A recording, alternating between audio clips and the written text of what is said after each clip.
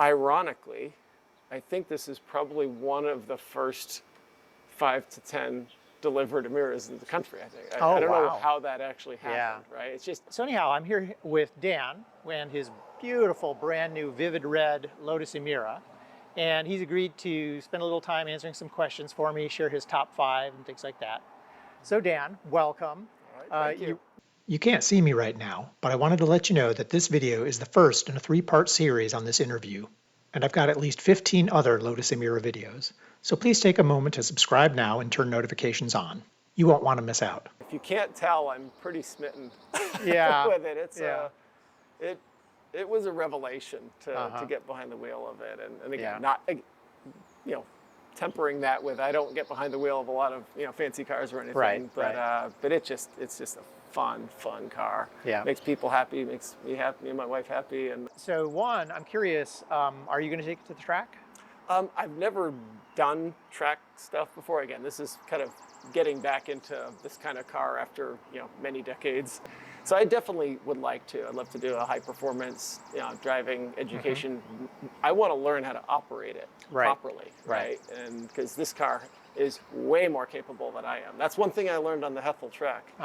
This thing is, where my skills end, this thing is just getting started. And so I'd love to, learn more about managing and the vehicle dynamics and things like that. So yeah, I think I will. I don't know that I'm going to be, regularly tracking it. If you look at all the costs, deposit, I'm sure, destination charges, everything. Do you know what the total is out the door? Yeah, I think it was basically it was the FE2 price, and Charlotte just added on their regular dealer fee, and I think it was like $800 or $1,200, something like that. It was just just very clean. It was the simplest car buying experience I've ever had. Really? Just walk in. That's impressive. Here's the paper.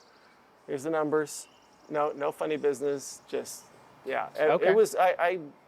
I cannot recommend Charlotte enough. They were excellent to work with.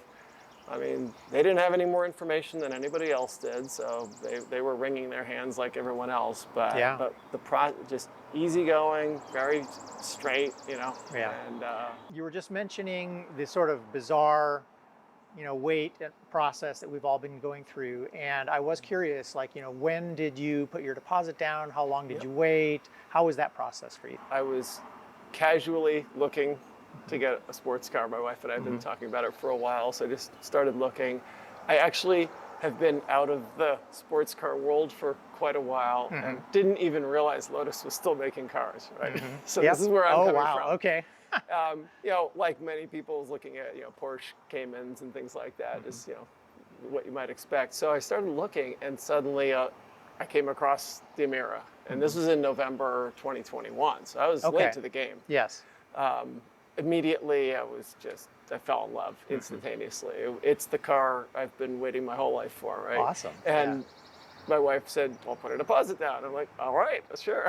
So basically, right at the beginning of December, I put a deposit down. I called around a few different dealerships, just trying to get a sense of who had availability, like what the wait lists looked like. I called Gator, et cetera, and it was pretty clear I was late to the game. Right. Since here in Raleigh, I called Charlotte, and they had a shorter wait list, but I was still out of the running. So for the V1. Emira at the time. So put the deposit in and just hunkered down for the wait, because I figured I was in a base edition, and who knew when it was going to happen. So, so that was beginning of December 2021. So fast forward, just checked in from time to time, seeing, looking at the forum and like everybody else, waiting eagerly. And when that second round came out, that's when I called him back, and it was still a little bit iffy where I was, but then literally probably made like the last 1 or 2 of the slot for the second round. Oh, okay. Second edition, or first edition, second round. So pretty happy about that, because I did really want a first edition. Right. But I was happy with whatever I got, frankly. Right. So yeah, that was it, and then sat in for the wait. And then when it all started to happen, the carb drama happened. Everybody, we all dealt with. But at the end of it all, ironically, I think this is probably one of the first 5 to 10 delivered Emiras in the country, I think. I don't know how that actually happened, right? It's just bizarre. That's why I called it almost Russian roulette. It just total luck of the draw, because they got all of their cars, all their first V1s. They got, I think, some of the V2s came in at the same time, of which this was one.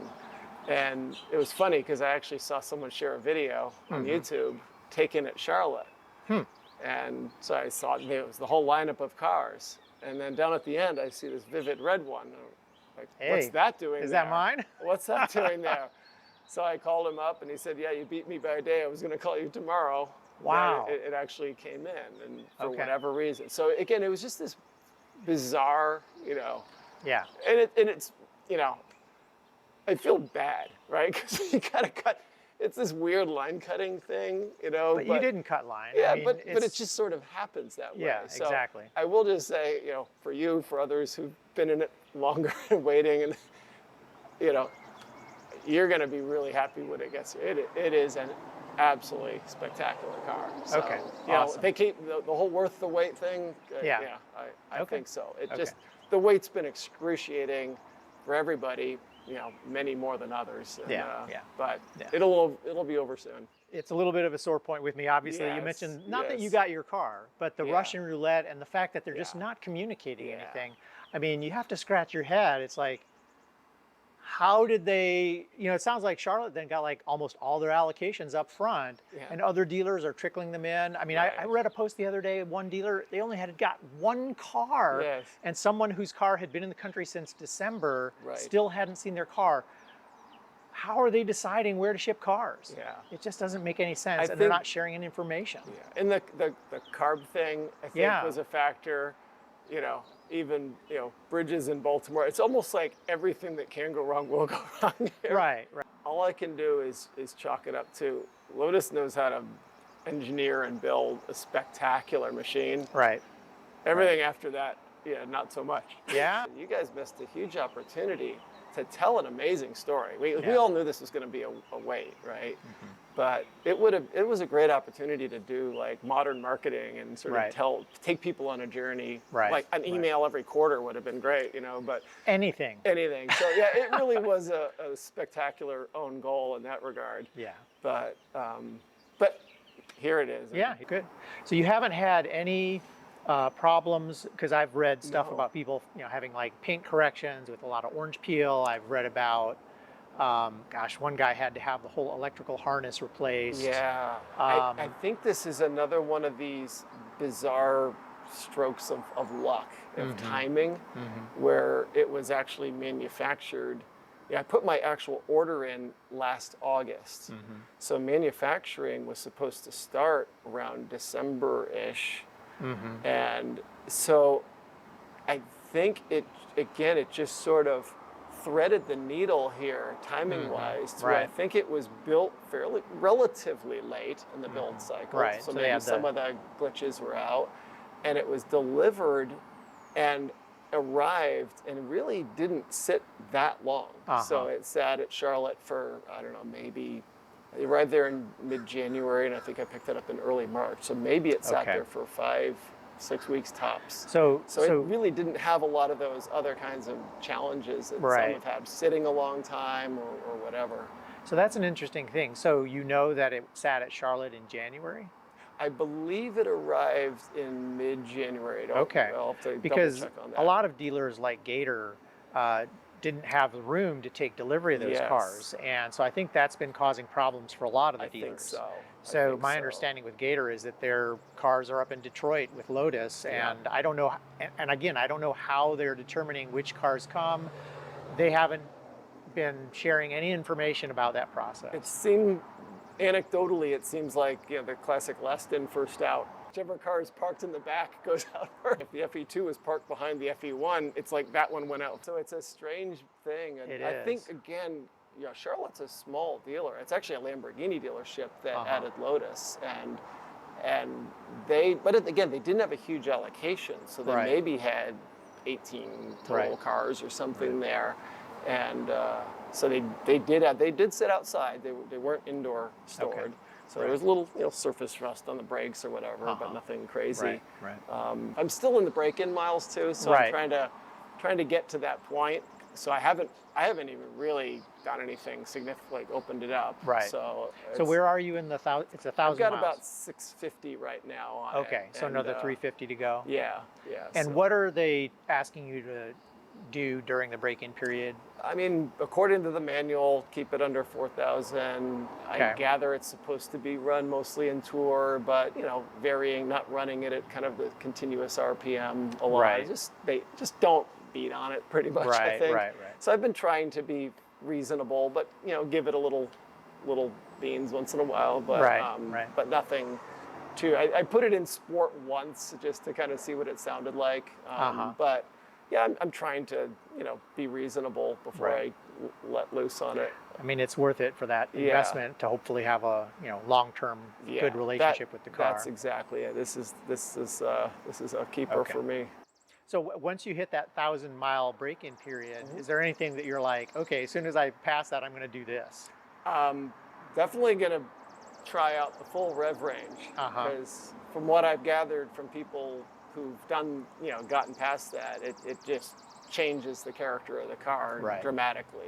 That it really opens up, and get it into sport mode, and it's sort of takes on a new character. I think I've been in the I've been in this mellow mode for a while, and I think because out on the track it was a monster. I mean, because we were all over the place, and going on like 120 around the corners and stuff. It was bonkers, and this thing is glued to the road. I mean, I had one little back end, squizzle going around a corner, but it wants to go straight. Even when it slips out a little bit, it just pop. It's easy to pop right back. It doesn't like go crazy. It just is telepathic kind of handling. It's and you're with an instructor who's basically telling you to go faster and faster. Because he knows the car can handle it, and he probably can push you to where you may not be comfortable, but he knows the car will keep you safe. Exactly right. So yeah, it was a blast, absolute blast. That's awesome. Did you have to do that? Did they ever let you take stability control off or any of that stuff? It's embarrassing, but I don't even know what we were if we're in track mode or sport mode. I have no idea what we were. Yeah, you were just too much having fun. I was too busy trying to figure out how to drive, shift my left hand. So now you had a good experience with Charlotte. Yes. I didn't know anything about them at the time.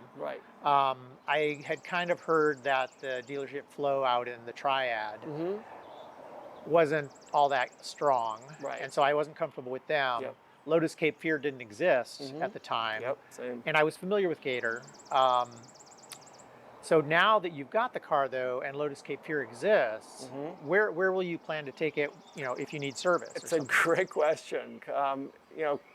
Lotus Cape Fear is probably a half hour closer than Charlotte in the end of the day. So, it depends.